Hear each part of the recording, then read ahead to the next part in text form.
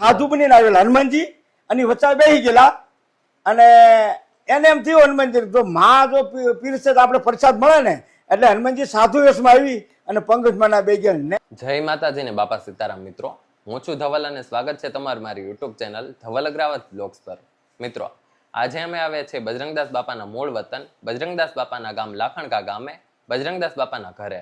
આજે અમારી સાથે છે મનુ બાપુ અને આજે આપણે મનુ બાપુ પાસેથી બજરંગદાસ બાપાના જીવન વિશે ઘણી બધી સરસ મજાની માહિતી મેળવવાની છે. સીતારામ મનુ બાપુ. સીતારામ. સીતારામ બાપુ, અમારી ચેનલમાં તમારું સ્વાગત છે. તો બાપુ, આજે બજરંગદાસ બાપાના હજારો લાખો ભક્તો દેશ અને દુનિયામાં છે. બજરંગદાસ બાપાના યાત્રાધામ બગદાણા બાપાની તિથિ હોય કે ગુરુ પૂનમ હોય કે આડા દિવસે તે લાખો ભક્તો બાપાના દર્શને આવતા હોય છે અને બાપાનો પ્રસાદ લેતા હોય છે.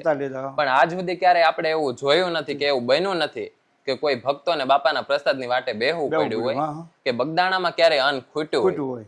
તો બાપાના એ પ્રસંગ વિશે તમે થોડીક આજ વાત કરો. એમાં એ પ્રસંગમાં એવું છે કે રામાવતાર હાલતો હતો અને રામાવતારની અંદર ભગવાન વનમાં ગયેલા અને એ વખતે પિતાનું અવસાન થયેલું. પણ 14 વર્ષ વનવાસ ભોગવીને ત્યારે આવ્યા અયોધ્યા અને પછી એને વિચાર કર્યો કે મારા પિતાજીનું કાલે શ્રાદ્ધ કરવું છે એમ, તો હું માતાજીને કહું જો રસોઈ બનાવે તો મારે કાલે સંતો જમાડવા છે એમ.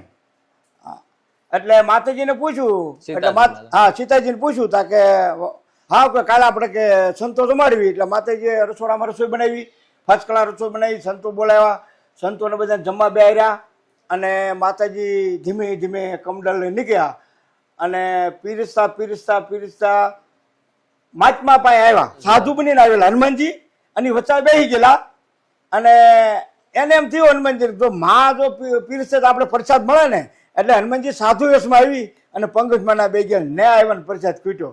એટલે સીતાજી કાંઈ બોલ્યા નહીં પણ ફટચાના પાછા રસોડા બીજું કમડાલ લાવ્યા એને આ લાઈનમાં ચાલુ કર્યું સામેની. એટલે પાછા ને આવતા આવતા ગયા તો પાછી સાધુભાઈ પ્રસાદ ખૂટી ગયો. એટલે માતાજીને એમ થયું કે અહીંયા આવતા ખૂટી જાય. એટલે હનુમાનજી માતાજીને પ્રશ્ન કર્યો કે માં આમ કેમ થાય છે? એટલે માતાજીએ હનુમાનજીને સામે જોઈને કીધું કે હું તમને ઓળખી ગઈ છો, તમે કોણ છો એમ, પણ મારો તમને આશીર્વાદ છે કે અત્યારે આ મારા કમંડળમાં અન્ન ખૂટ્યું છે ને પણ તમે હનુમાનજી છો અને સાધુના વેશમાં આવ્યા છો એમ, અત્યારે સાધુના વેશમાં.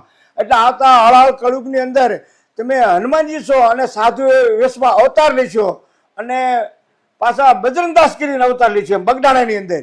અને તેથી લાખો માણસો કદાચ જમવા આવે ને તો જા મારા આશીર્વાદ છે હનુમાનજીને કે કેજી અનાજ નહીં ખૂટે. અને અત્યારે આપણે નજરે જોઈ છીએ ને કે લાખો માણસો હવે 5 માણસો ગરમ જ જમવા મળે. એને માતાજી આશીર્વાદ આપેલા એનો પ્રતાપ છે. કોઈને વાટે ન બેવું પડે એમ ગમે એટલા માણસો હવે અત્યારે બગદાણા અંદર તેમ જુઓ લાખો માણસો પણ આ સીતાજીનો આશીર્વાદ છે હનુમાનજીને અને હનુમાનજીનો અવતાર બાપા છે ને આપણે જોયું છીએ ને બધા. અને બીજું કે જો એની સાબિતી તમારે જોતી હોય તો હનુમાનજીના સાનિધ્યમાં બાપાનો જન્મ થયેલો છે. અજેવાડા ધાનદરિયા હનુમાનને ત્યાં એ આપણે એક પુરાવો બતાવે છે. જો હનુમાનજીનો અવતાર હોય તો હનુમાનજીના સાનિધ્યમાં અવતાર થાય ને. આવું મને સાધુ સંતો મને ક્યારેક કહેતા કે બાપુ આવું હોય એમ.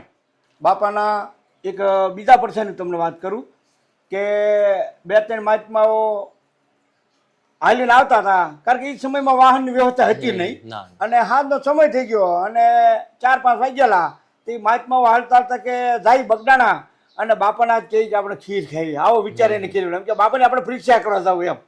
તે 4-5 સાધુ આવ્યો બાપા પાસે. એટલે બાપા કે વાલા આવો આવો બેહો વાલા કે. એટલે બાપાએ બેહર્યા અને સાધુ બેઠા. એટલે બાપાએ કીધું એના ડ્રાઈવરને કે વાલા અહીંયા આવજો કે કાં આ તો કે મારા મહેમાન આવ્યા છે એમ. કે શું છે?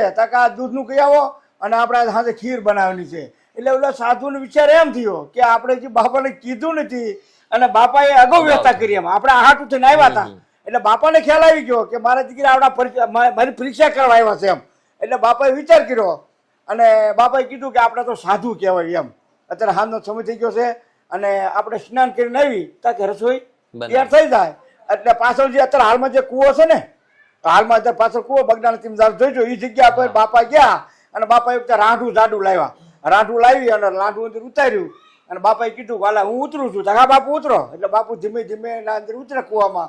પછી બધા 5 સાધુ ઉતર્યા અને નાયા અંદર ઘણું એવડી લોકો નાયા. પછી બાપાએ કીધું વાલા પેલા કોણ ચડ્યું તું?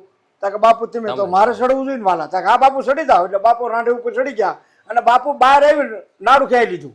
એટલે ઓલા કે કે વાલા મારા દીકરા દૂધ પાક ખા, હું આવું છું એમ કહીને બાપા વી ગયા. બાપા આવ્યા અને હુઈ ગયા. એ બાપાને પાછું ભૂલી ગયા. એને એમ થયું કે આનું મગજમાં જ આવ્યું નહીં. અને હવારમાં બાપા જાગ્યા અને ઓલાને કીધું ડ્રાઈવરને. એટલે કે વાલા ઓલા કે સાધુ મારા કે અંદર પીડ્યા છે બહાર કાઢો સાધુ આલ્યો નાડું. એટલે એમ વાત કરી. 2 જણા ગયા, નાડું પકડ્યું, બધાને સાધુને બહાર કાઢ્યા. અને બાપુ સામું જોતા હતા. બાપુ કહે વાલા પરસેદી ખાતા હતા, પરસેદી દૂધ પાક પીડ્યો છે. એ કે બાપુ નાના કે હવે પરસેદી જ ખાવો છે, હું તમને ઓળખી ગયા, અમે તમારી પરીક્ષા કરાવ્યા અને તમે મહાન છો. તો બાપુ એમ કરી અને એ સાધુ લોકો ઠેલે લેવા ન રહ્યા અને ભાગ્યા. એ બધા ભાગ્યા. એટલે 10-15 દીકરીઓને આવ્યું, કારણ કે એ ના પાણી પાવા છોડ્યું આવતી છે. તે બાપા કહે વાલા હા કે એના ભાગમાં પ્રસાદ નહીં હોય, આ દીકરીના ભાગમાં છે, આ દીકરી બધાને પ્રસાદ જમાડી દો. આવા બાપાને પડ્યા. બાપા તો અંતર્યામી હતા. કોઈ પણ વખતે આવે અને સંકલ્પ તમે કરો તો બાપા તમને પહેલા કહી દેતા. બાપાની તો હું બાર વાત કરી. બાપા પડશે વિજય. અને એક બીજો ઇતિહાસ કે ધવલભાઈ આજે વિડીયો ઉતર આવ્યો છે. આજે હું સુરતથી આવ્યો છું અને સુરતની અંદર મેં રાતે બેઠા હતા. અમારા વેવાય છે અને એ વેવાએ મને કીધેલું કે બાપુ મારે દીકરાને 17 વર્ષ થઈ ગયા હતા અને સંતાન નહોતું, પણ હું નામ નહીં આપું. એ જગ્યા બાજુ કોઈક જોવાનું કામ કરતા છે. એટલે એ અમારા સાધુ રામાનજી સાધુ અને એ બગડાણા વટીને ને પગું થતા એને એવો વિચાર થઈ ગયો કે આપણે સાધુ છે ને આપણે જોરાવ જવાય, આપણો બાપા અહીંયા બેઠો છે એમ કહી અને એ લોકો બગડાણા આવ્યા. અને બગડાણા આવી અને બાપાની જે પાછળ બાપા જે ભજન કરતા એ વડપા એ બાપુ મને કહેતા કે બાપુ મેં બાપાને પ્રાર્થના કરી કે બાપા મારે એક સંતાનની ખોટ છે.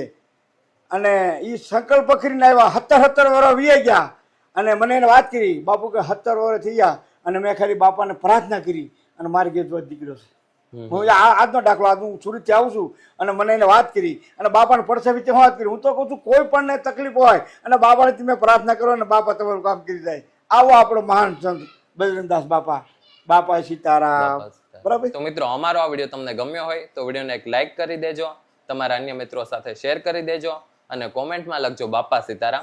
જો મિત્રો તમને પણ બાપાનો કોઈ પરચો મળ્યો હોય, તમારી પાસે બજરંગદાસ બાપાના જીવન વિશે, બાપા વિશે કઈ માહિતી હોય તો તમે અમારો ઇન્સ્ટાગ્રામ આઈડી ધવલગ્રામ બ્લોગ્સ પર કોન્ટેક્ટ કરી શકો છો.